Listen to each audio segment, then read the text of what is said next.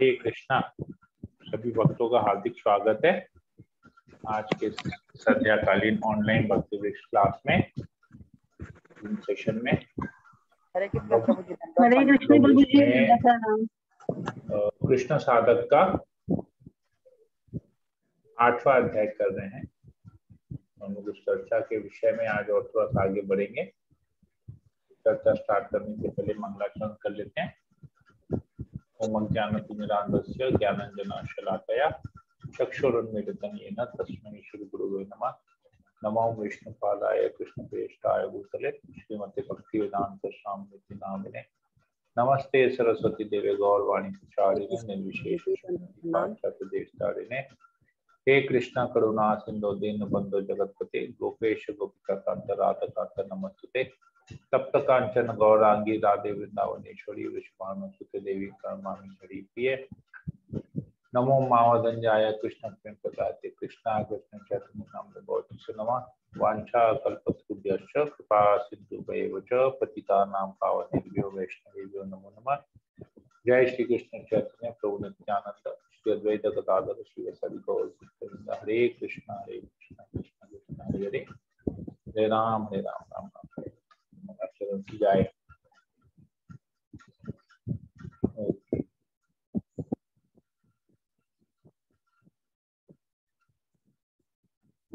हम लोग कल पढ़ रहे थे, हमारी जो चर्चा का विषय है वो है माया और माया मुक्त दो चीज।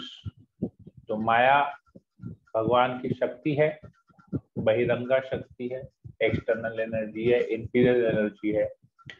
हम भगवान की पराशक्ति है, माया अपराशक्ति है। परंतु हम लोग माया के वशीभूत हो जाते हैं, परंतु भगवान हमेशा माया मुक्त रहते हैं, कभी भी माया के वशीभूत नहीं होते। और हम जब भगवान की सेवा में लगते हैं तो हम भी, क्योंकि भगवान माया मुक्त है, तो हम भी माया मुक्त हो जाते हैं। ये सब हमने पढ़ा। क्योंकि हम लोग गुणात्मक रूप में भगवान के से में गुणात्मक रूप में समान है भगवान के,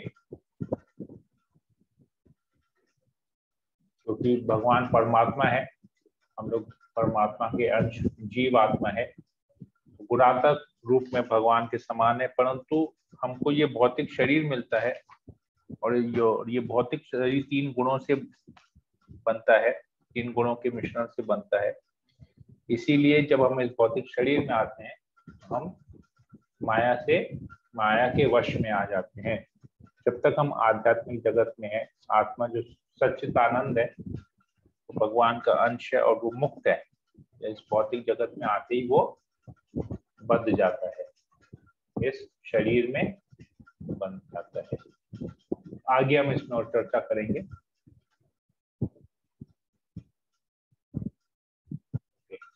कोई पढ़ लेगा इसको?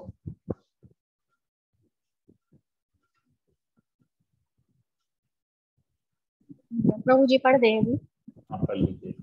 हरे कृष्ण प्रभु। यह कहना अत्यंत हास्यास्पद तर्क है कि भगवान अपनी भौतिक शक्ति द्वारा पराजित होते हैं। भगवान भौतिक शक्ति के स्वामी हैं, किंतु जीवबद्ध अवस्था में भौतिक शक्ति द्वारा नियंत्रित होते हैं। यह भगवतीदा का कथन है। यह कूप मंडूक दार्शनिक जो यह तर्क प्रस्तुत करते हैं कि भगवान सतोगुण द्वारा पराजित हो जाते हैं, वे स्वयं ही उसी भौतिक शक्ति द्वारा विमोहित रहते हैं। यद्यपि वे अपने आप को मुक्त आत्माएं ही मानते हैं। अपने तर्कों के समर्थन में मिथ्या तथा श्रम साध्य वाग्जाल प्रस्तुत करते हैं, और जो कि भगवान की उसी मोहिनी शक्ति का उपहार है, किंतु बेचारे कूप मंडूक दार्शनिक ज्ञान के मिथ्या विचार के कारण इस स्थिति को समझ नहीं सकते। श्रीमद् भागवत 7.7 तात्पर्य चर्चा करें। कूप मंडूक दार्शनिक क्या तर्क प्रस्तुत करते हैं? आगे पढ़ते प्रभु जी। हाँ माता जी, पढ़ लीजिए, आगे पढ़ लीजिए। समस्त अभक्त जीव आत्माएं भगवान की इच्छा से मोहग्रस्त रहती हैं। क्योंकि वे उनके समान बनना चाहती हैं। जैसे कोई व्यक्ति आवश्यक पात्रता के बिना राजा बनना चाहे, उसी प्रकार जब जीवात्मा स्वयं भगवान बनना चाहता है तो वह स्वप्न अवस्था को प्राप्त होता है, जिससे वह अपने आप को राजा मानता है। अतः जीव आत्मा की पहली पापपूर्ण इच्छा है कि वह भगवान बन जाए। फलस्वरूप भगवान की इच्छा होती है कि जीव आत्मा अपने वास्तविक जीवन को भूलकर स्वप्न लोक में विचरण करने लगे, जहाँ वह अपने आप को भगवान के तुल्य माने। बालक अपनी माता से चांद लाने के लिए हट करता है और माता उसका रोना बंद कराने के लिए उसे दर्पण दे देती है, जिससे वह चंद्रमा के प्रतिबिंब को देख सके। अतः भगवान अपने रोते बालक को भौतिक जगत रूपी प्रतिबिंब प्रदान करते हैं। जिस प्रकार कर्मी रूप में वह निजत्व दिखता है और उब कर इसका परित्याग करके ईश्वर के साथ एकाकार होना चाहता है। चर्चा करें। श्री भगवान जीव की भगवान बनने की इच्छा कैसे पूर्ण करते हैं। चांद की मांग करते बच्चे का उदाहरण देकर समझाएं। हरे कृष्णा। आगे पढ़ लीजिए। जी बाबू जी। आत्मा कभी भी भौतिक गुणों का संग नहीं करता, ना ही उससे दूषित होता है। यह सिर्फ एक भ्रम है, गलत पहचान है। जैसे पानी और तेल कभी नहीं मिलते, परंतु ऐसा लगता है कि पानी में तेल गिर गया है। इसी तरह हालांकि हम उस भौतिक जगत में हैं, भौतिक चेतना में हैं, तो भी हमारी पहचान भौतिक चेतना में नहीं है। यह सिर्फ एक बिल्कुल स्वप्न जैसा है। स्वप्न उदाहरण है, जैसे कि सपने में मैं कई माइक दृश्य देखता हूँ। असल में सपना झूठा है, मैं सपने से अलग हूँ, पर सपना देखते समय मुझे लगा कि मैं आनंद या कष्ट झेल रहा हूँ। उसी तरह भौतिक गुणों के संग में आके हम ऐसा सोचते हैं, नहीं तो हम भौतिक जगत में कलमश से मुक्त हैं। सिर्फ अपनी चेतना को बदल के हम आध्यात्मिक स्तर पर स्थित हो जाते हैं। शीतोपात भक्ति रसामृत सिंधु पर प्रवचन वृंदावन 8 नवंबर 1972।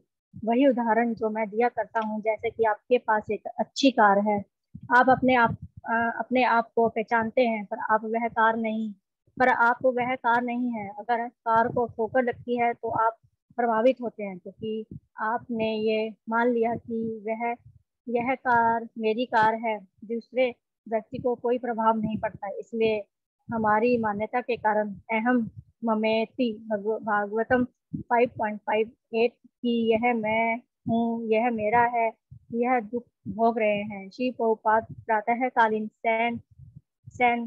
17 दिसंबर 1973 लॉस एंजलिस। चर्चा करें। पानी में तेल के मिलने और कार के उदाहरण से भौतिक जगत में जीव की स्थिति का वर्णन करें। हरे कृष्णा।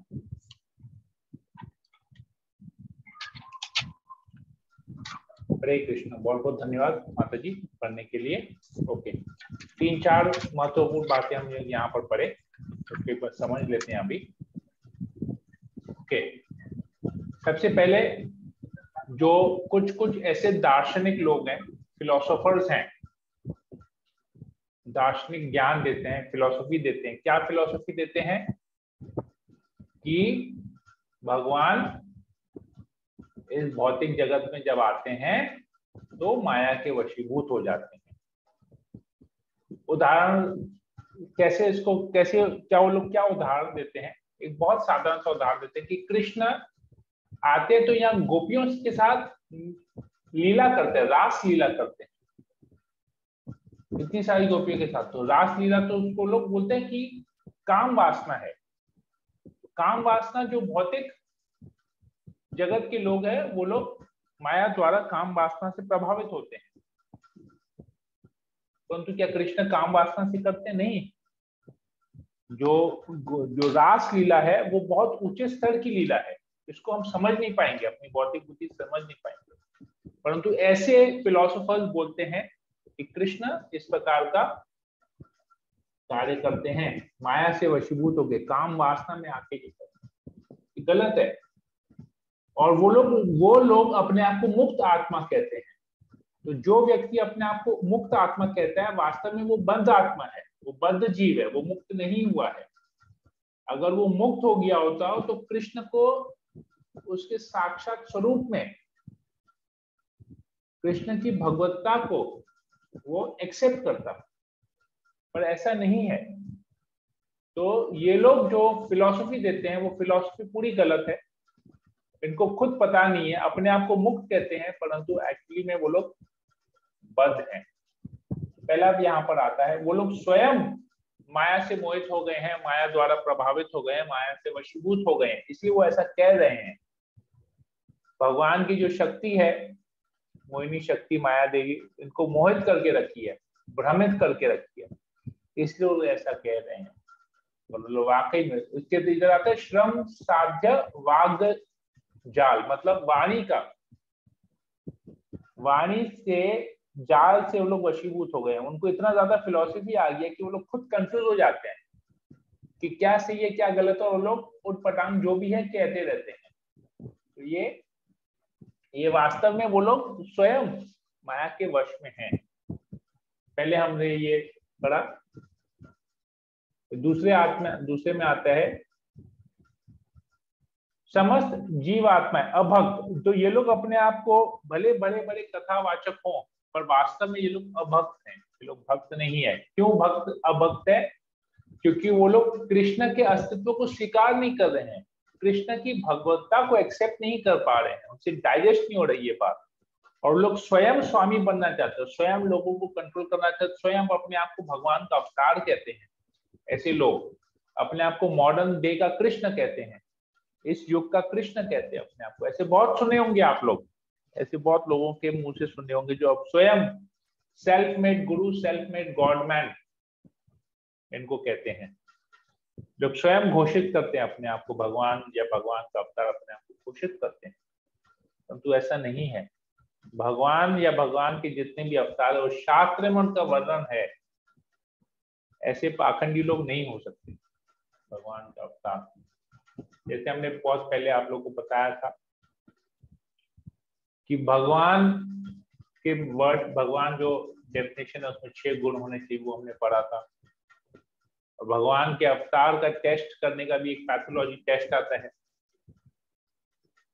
जब ऋषभ देव जो भगवान के अवतार है वो जब आए थे, तो ऋषभ देव जब मल त्यागते थे तो 80 मील तक उनके मल की खुशबू आती थी। जो भगवान है उसमें सब कुछ पवित्र है, परंतु क्योंकि उस भौतिक जगत में आए हैं, एक ऐसा शरीर धारण किए हैं, तो उनकी क्रियाएं हो सकते साधारण लगे, परंतु भगवान के अवतार है साधारण नहीं है। अगर साधारण होते तो 80 मील तक सुगंध नहीं आती, और सुगंध मल में से सुगंध खुशबू आ रही है। तो जो लोग अपने आप को भगवान कहते हैं या भगवान का अवतार कहते हैं, उन लोगों के मल से सुगंध। अरे हम सुगंध भी छोड़ देते हैं, हम बोलते हैं 80 मील तक दुर्गंध तो फैला के दिखाए। 80 मील क्या होता है, क्या इसको क्या पता। तो ये बहुत पावरफुल चीज है, हम समझ सकते हैं लोग अपने आप को क्या कहते हैं। जो जिन लोगों के पास एक ज्ञान नहीं है, शास्त्र का ज्ञान, वो लोग ऐसे पाखंडी लोगों के बातों में फंस जाते हैं और उनको भगवान मान बैठते हैं, क्योंकि इनकी बहुत सारी भौतिक इच्छाएं होती हैं जो वो लोग किसी प्रकार पूरी करते हैं।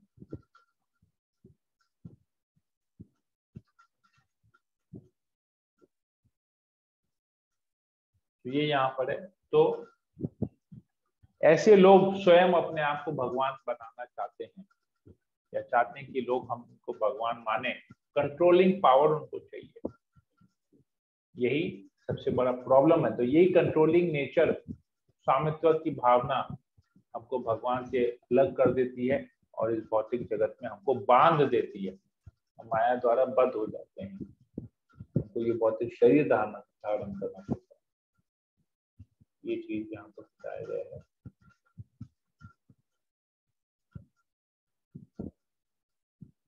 तो ये उदाहरण दिए कि बालक अपनी माता से चांद लेने के लिए हट करता है। तो चांद ले पाएगी क्या माता? वो क्या करती है, चांद के सामने आईना रख देती है, आईने में चांद को देख के बच्चा रोना बंद कर देता है। इसी प्रकार हम भी आध्यात्मिक जगत में कंट्रोल करने का प्रयास करते हैं, परंतु संभव नहीं है कंट्रोल करना। स्वामी बनना चाहते हैं, स्वयं संभव नहीं है स्वामी बनना।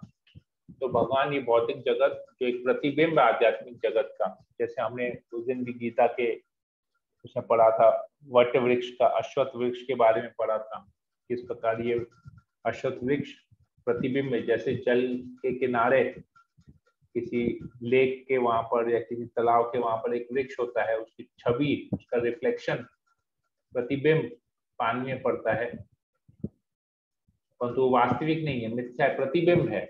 इसी प्रकार ये जो भौतिक जगत है वो आध्यात्मिक जगत का प्रतिबिंब है। तो प्रतिबिंब को देख के बालक खुश हो जाता है, उसे लगता है उसको चांद मिल गया है। तो यही प्रतिबिंब जगत में जब हम आते हैं, हमको लगता है, हम भी अब खुश होते हैं कि हम स्वामी बन गए हैं, कंट्रोलर बन गए, परंतु ऐसा नहीं है। हम अपने लूज मोशन को कंट्रोल नहीं कर पाते, क्योंकि हमारा पेट खराब होता है, लूज मोशन, हम उसको कंट्रोल नहीं कर पाते, और हम सूर्य चंद्रमा को कंट्रोल करने चलते हैं, कहते हैं हम भी ईश्वर हैं, हम भगवान है, लोगों को कंट्रोल, अपने लूज मोशन नहीं कंट्रोल कर पाते। सोचिए क्या हालत है हम लोगों का। उसके बाद भी लोग ये सब कार्य करते हैं, और जो मूर्ख लोग होते हैं ऐसे लोगों के पीछे जाते हैं। फिर आगे हमने पढ़ा, आत्मा कभी भी भौतिक गुणों का संग नहीं करता है। आत्मा क्योंकि भगवान का अंश है, वो भी सचित, भगवान सचितानंद है, तो आत्मा जो भगवान का अंश है वो भी सचितानंद है, तो वो माया के द्वारा कभी वशीभूत नहीं होता है। दूषित कहाँ होता है? जब वो भौतिक शरीर, जब वो इच्छा जाहिर करता है इस भौतिक जगत में एंजॉय करने की, भगवान से अलग होने की इच्छा करता है, तो उसको एक भौतिक शरीर दिया जाता है। इस भौतिक शरीर से वो भौतिक गुणों के वश में आ जाता है, भौतिक गुणों का संग करता है। ये भौतिक जगत एक स्वप्न की तरह है, ये शरीर एक स्वप्न की तरह है। जिस प्रकार हम लोग सोते हैं, एक सपना देखते हैं, उस सपने में जब हम घुसते हैं हमको लगता है वो हकीकत है, परंतु जब हम जाग जाते हैं तो पता चलता है कि एक स्वप्न था। इसी प्रकार ये भौतिक जगत भी एक सपने की तरह है। अभी हम सोए हुए हैं, सपना देख रहे हैं, अज्ञान में। क्यों अज्ञान में? क्योंकि हम अपने अस्तित्व को भूल गए। हम भूल गए कि हम एक आत्मा है, हम समझ रहे हम शरीर है। तो जिस दिन हम ये सपने से टूट जाएंगे, हमको पता चलेगा हम भी भगवान के एक अंश हैं, हम ये शरीर नहीं आत्मा है, हमारा एक अस्तित्व है, हम भगवान के अंश हैं। तो ये सपना खुल जाएगा, हम नींद से जाग जाएंगे, हमको ज्ञान मिल जाएगा, हम नींद से जाग जाएंगे, और हम फिर उस प्रकार भगवान का संग करने का वैसा प्रयास करेंगे। ये चीज यहाँ पर सपनों के उदाहरण से समझाया गया है। कार का एग्जाम्पल प्रभुपाद जी बताते हैं, जैसे कार को ठोकर लगती है, हम कभी कभी, जैसे हमने नई कार खरीदी, हम खुद गाड़ी चला रहे हैं या ड्राइवर चला रहे हैं, हम बैठे हैं, हमारी गाड़ी है, हम खरीदे हैं पैसा देके, तो गाड़ी को ठोकर लगता है तो हमको बहुत दुख होता है कि हमारी गाड़ी को किसी ने ठोकर मार दिया। पर क्या हम गाड़ी हमको ठोकर मारी? क्या नहीं, गाड़ी को ठोकर मारी, परंतु दुख हमको होता है क्योंकि हम अपने आप को गाड़ी से आइडेंटिफाई करते हैं, ये मेरी गाड़ी, ये अहम का भाव, मैं हूं, ये मेरा है, मैं और मेरा। अब यही अगर हम किसी टैक्सी में बैठे हों, उस टैक्सी को कोई ठोकर मार दे तो हमको लगेगा क्या? हमको दुख होगा? नहीं दुख होगा। क्यों? हमारी है ही नहीं, तो उसमें अहम का भाव नहीं है। परंतु हम जब गाड़ी खरीदते हैं उसमें अहम का भाव आ जाता है, तो हमको दुख होता है। तो इसी प्रकार ये शरीर हमारा नहीं है, गाड़ी हमारी नहीं है, पर हम उसको अपने आप को उससे आइडेंटिफाई करते हैं। हमको लगता है कि वो मेरा है, मैं हूँ, मैं शरीर हूँ, ये मेरी गाड़ी है, जबकि दोनों ही हमारा नहीं है। तो हमको कभी कभी ऐसा प्रतीत होता है। यही हमारे इस भौतिक जगत में बंधने का कारण है, ये अहम की भावना, मैं और मेरा, ये यहाँ पर बताया गया है। ओके, एक पैराग्राफ और कर लेते हैं। ठीक है, एक पैराग्राफ और कर लेते हैं, और कोई पढ़ लेगा? चंद्रमा का उदाहरण दिया गया है।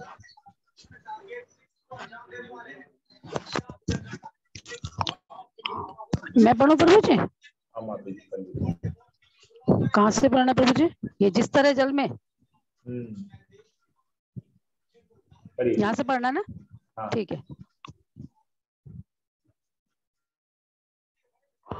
जिस तरह जल, हरे कृष्ण प्रभु जी, जिस तरह जल में प्रतिबिंबित चंद्रमा जल के गुण से संबंध होने के कारण देखने वालों को हिलता हुआ प्रतीत होता है, उसी तरह पदार्थ के ही समान प्रतीत होता है। तात्पर्य: परमात्मा या भगवान की तुलना आकाश में स्थित चंद्रमा से की गई है और जीवों की तुलना जल में चंद्रमा के प्रतिबिंब से की गई है।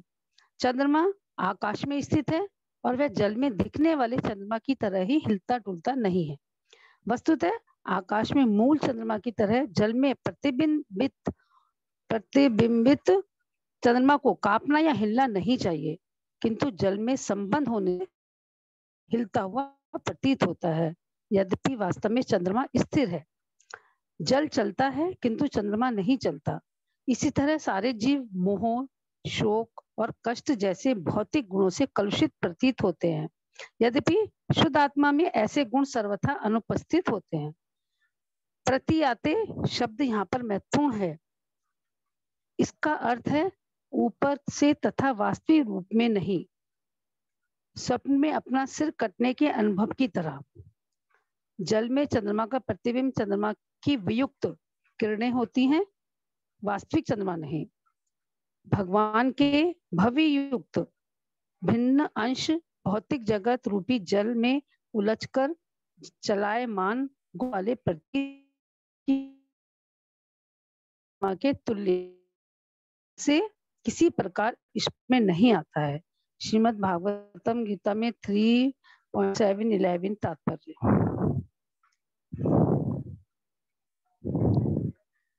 चर्चा करें। जल में चांद के प्रतिबिंब के उदाहरण से भौतिक गुणों में फंसे बद्ध जीव की स्थिति को समझाएं। बहुत बहुत धन्यवाद शांति राधा माता जी पर। हरे कृष्णा प्रभु जी। हरे कृष्णा प्रभु जी। तो यहाँ पर चंद्रमा का उदाहरण दिया गया है। चंद्रमा आकाश में रहता है, उसका प्रतिबिंब, उसका रिफ्लेक्शन हम पानी में देखते हैं, और पानी क्योंकि हिलता है तो पानी का स्वभाव है हिलना, तो हमको चंद्रमा का जो प्रतिबिंब है वो भी हिलता हुआ नजर आता है। परंतु वास्तव में चंद्रमा नहीं हिल रहा है। चंद्रमा स्थिर है, स्थायी है, शांत है। उसी प्रकार भगवान की तुलना अगर चंद्रमा से की जाए और इस प्रतिबिंब जीवात्मा की तरह है, तो जीवात्मा भी स्थायी है, ये भगवान का अंश है। परंतु जिसको जैसे ये भौतिक शरीर मिलता है तो भौतिक शरीर से 3 गुण उत्पन्न होते हैं। 3 गुणों के वशीभूत होकर वो कार्य करता है। उसी प्रकार जिस प्रकार पानी हिलता है और प्रतीत होता है कि चंद्रमा भी हिल रहा है, तो हमको भी प्रतीत होता है कि ये सब कुछ कार्य हम कर रहे हैं, जबकि आत्मा कार्य नहीं कर रहा है, शरीर कार्य कर रहा है। आत्मा के चले जाने के बाद शरीर कोई कार्य नहीं करेगा, परंतु हमको ऐसे लग रहा है कि ये ऐसा हो रहा है। तो जल का प्रभाव है, 3 गुणों का प्रभाव है जिससे ये शरीर कार्य कर रहा है। चेतना हालांकि आत्मा ही है, आत्मा ड्राइविंग फोर्स है, पर हमको लगता है कि शरीर कार्य कर रहा है। ये इस प्रकार चंद्रमा का प्रतिबिंब के यहाँ पर उदाहरण से हम ये समझते हैं। तो भगवान के भवियुक्त भिन्नांश भौतिक जगत रूपी जल में उलझकर चलायमान गुण वाले प्रतीत होते हैं। ये जो विभिन्न अंश है भगवान के, जिस प्रकार चंद्रमा का प्रकाश है चंद्रमा जल में, इसी प्रकार हम लोग जो भगवान के विभिन्न अंश हैं, हम लोग इस जगत रूपी जल में आते हैं, उलझ जाते हैं और हमको लगता है कि हम कार्य कर रहे हैं, शरीर कार्य कर रहा है, तो शरीर कार्य नहीं कर रहा है। आत्मा सक्रिय, आत्मा उसको चला रही है। जैसे ही आत्मा निकल जाएगी शरीर का चलना बंद हो जाएगा। तो ये यहाँ पर उदाहरण दिया गया। ये श्रीमद् भागवतम के तात्पर्य से 3 स्कंद के 7वें अध्याय के 11 नंबर श्लोक के तात्पर्य से लिया गया है। तो ये प्रभुपाद जी द्वारा लिखा गया है। हरे कृष्णा। तो हम यहीं पर इसको आज समाप्त करते हैं, कथा को विराम यहीं पर ही देते हैं। आगे फिर हम लोग इसको अगले क्लास में चर्चा करेंगे। हरे कृष्णा। तो किसी भक्त को कोई प्रश्न हो या कोई कमेंट हो तो ये हमारे पास 5 मिनट समय है, हम यहाँ पर प्रश्न उत्तर ले सकते हैं या कोई कमेंट हो किसी को तो आप बोल सकते हैं। हरे कृष्णा। ओके, कोई प्रश्न किसी को? हरे कृष्णा प्रभु जी। हरे कृष्णा, बोलिए। प्रभु जी, हम जो सुबह तिलक धारण करते हैं पूजा के टाइम, स्नान करने के बाद फिर पूरा दिन में, जैसे गर्मी है अभी, से दोबारा कई दिन में तो कितनी बार स्नान हो जाता है, कितनी बार हम लोग फेस वॉश करते हैं, तो उसमें दोबारा से फिर तिलक धारण करते हैं प्रभु जी? हाँ, जितना बार आपका तिलक उतर जाएगा उतना बार आपको तिलक लगाना पड़ेगा। जितनी बार आप स्नान कीजिएगा, बेसिकली फ्रेश होइएगा, हाथ मुंह धोइएगा, अच्छी तरह से स्नान कीजिएगा, उतना बार आप तिलक धारण करिएगा। क्योंकि आप घर में बैठे आप कर सकते हैं, जैसे मैं नहीं कर पाता, मैं शॉप जाता हूँ तो हमारे पास शॉप में फिर वैसा है नहीं, तो सुविधा नहीं है, तो एक बार में तिलक करके जाते हैं, जितना टाइम अब चले वैसा है। पूरे 12 के 12 हर बार करते हैं? नहीं, हम इससे 12 एक बार करते हैं सुबह के समय, और फिर केवल ये फोरहेड पे, वो माथे पे जो तिलक होता है बस वही को करते हैं। ओम केशवाय नमः।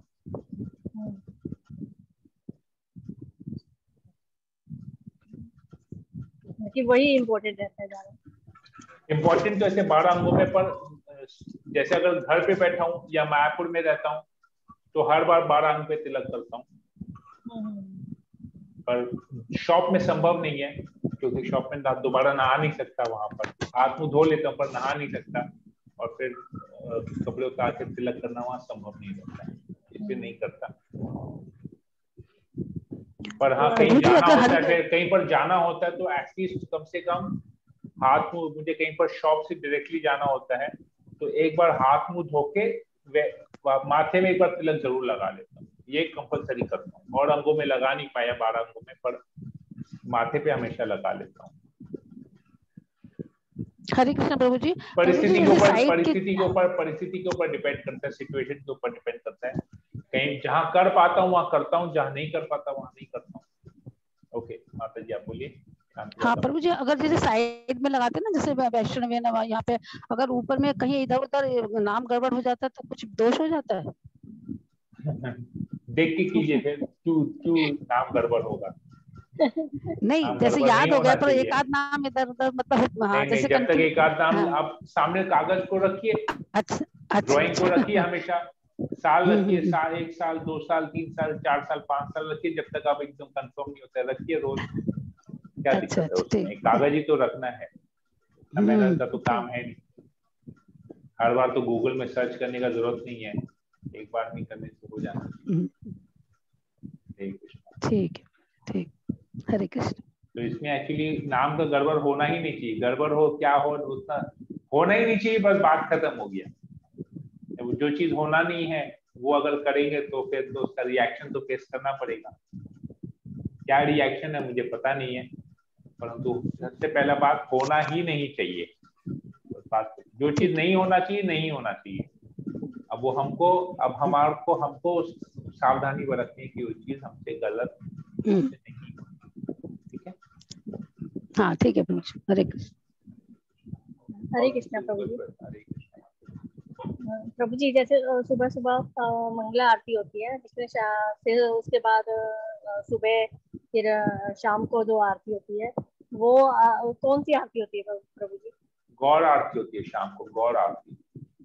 गौर आरती, गौर आरती, उसको आप गौर आरती करके सर्च कीजिएगा ना गूगल में, आपको मिल जाएगा। तो मैं आप लोगों को दिखाता हूँ कौन सी आरती है। प्रभु जी, जो उसमें अपन 7 चीजें ऑफर करते हैं तो वो गौर आरती के साथ ऑफर? 7 चीजें मंगल आरती में। अच्छा, वैसे नहीं होता है? जैसे शाम को गौर आरती होती है तो फिर उसमें नहीं होता है? गौर आरती में भी होता है, आप चाहिए तो कर सकते हैं, कोई दिक्कत नहीं है।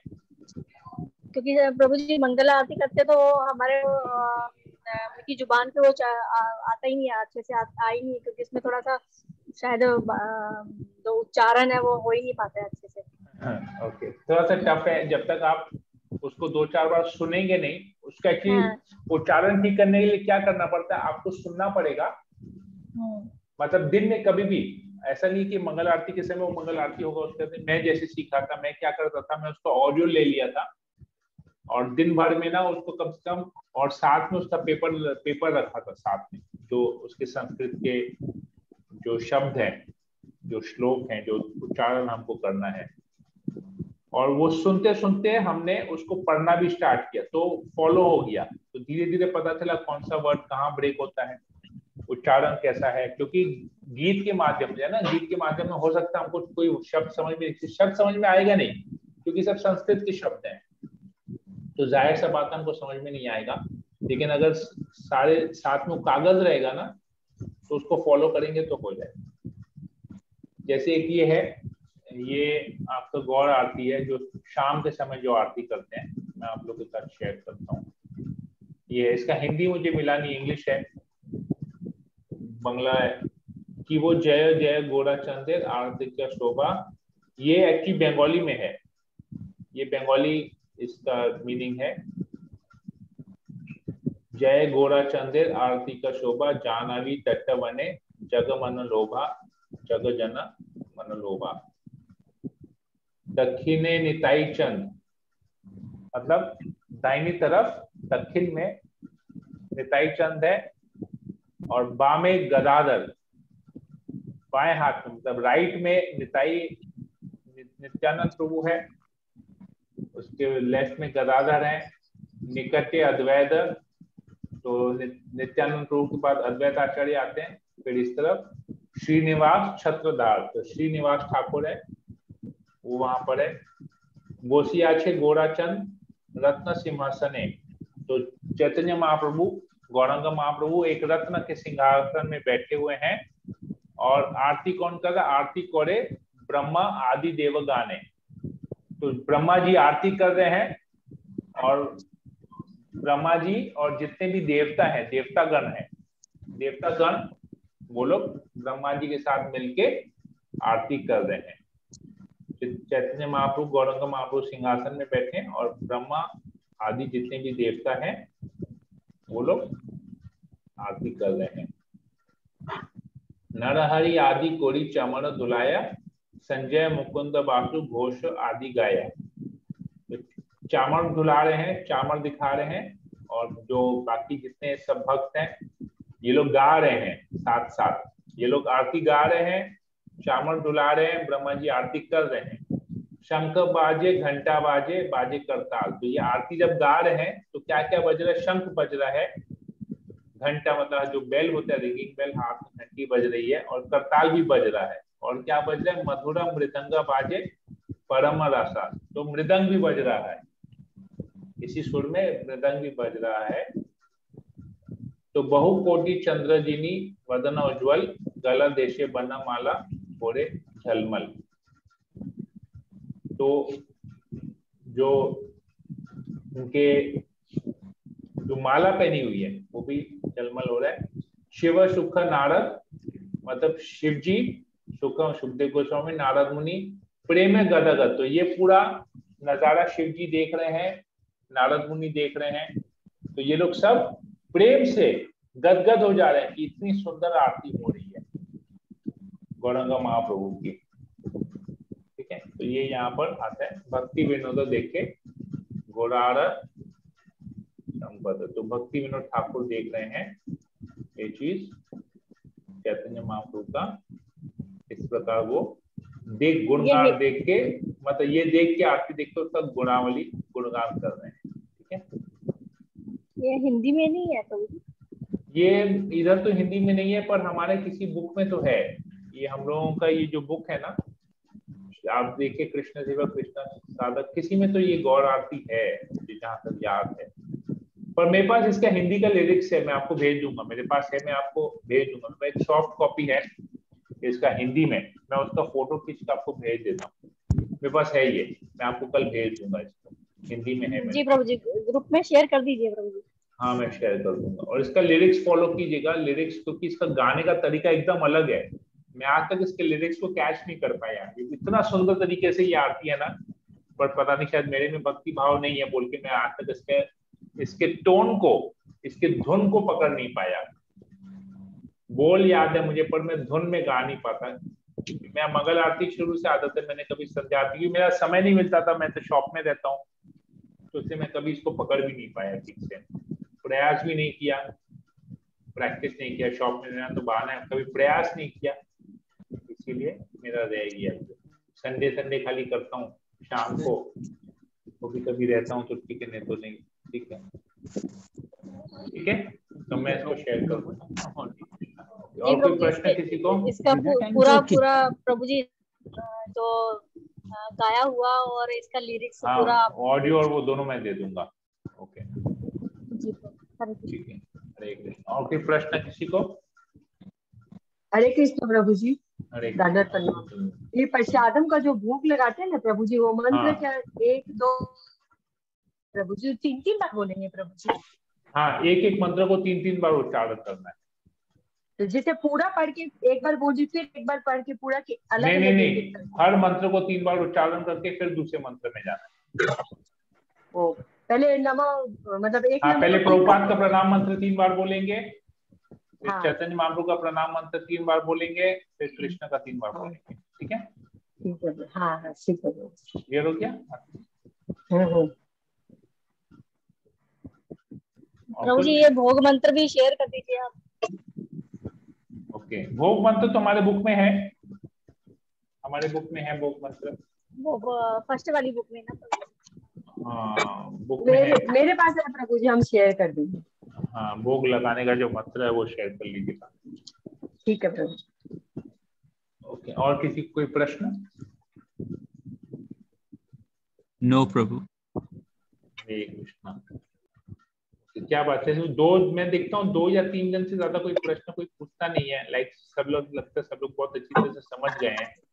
तो आई थिंक अगली बार से जो अभी जैसे आज मैंने नोट कर लिया, जो लोग प्रश्न नहीं पूछे हैं मतलब उनको सब कुछ समझ में आ गया होगा, तो नेक्स्ट क्लास आपको करना पड़ेगा। जो प्रश्न नहीं पूछते हैं ना, तो अगला क्लास आप लोग कीजिएगा, क्योंकि आप लोग का कंसेप्ट एकदम क्लियर है, इसलिए आप लोग से कोई प्रश्न आप लोग पूछ नहीं रहे, आप लोग को सब कुछ समझ में आ गया है।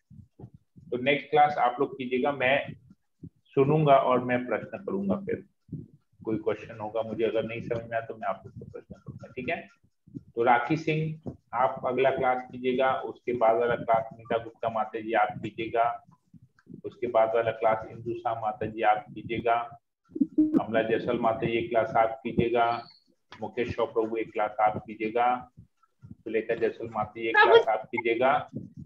तो अभी आप लोग बता दीजिएगा आपको कब, रोज जिस दिन आप लोगों को क्लास करना, आप सुबह ग्रुप में मैसेज डाल दीजिएगा आज क्लास आप लोग करेंगे, तो मैं समझ जाऊंगा कि सब लोग एकदम पक्के, एकदम बहुत अच्छी तरह से आप लोग का भक्ति हो रहा है और सब कुछ समझ पा रहे हैं।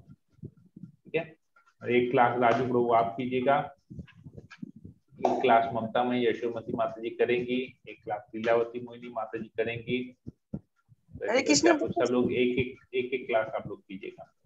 हरे कृष्ण प्रभु जी, मुझे ये कहना है कि आप इतना अच्छे से समझाते हो, समझ जाती हूँ ना, इसलिए सवाल नहीं करती हूँ। अभी तो मैं बोल रहा हूँ ना, आप लोग अभी सब कुछ समझ गए हैं, तो अभी एक क्लास आप लोग कीजिए, हम भी समझे, हम भी आप लोग के मुखावरे से सुने। कब तक बोलते रहेंगे, श्रवण भी तो करना चाहिए ना हमको। प्रभु जी आपके मुखावरे से, आप लोगों के मुख से हम भी श्रवण करें, तो पता चले कि कितना अच्छा आप लोगों ने किया है।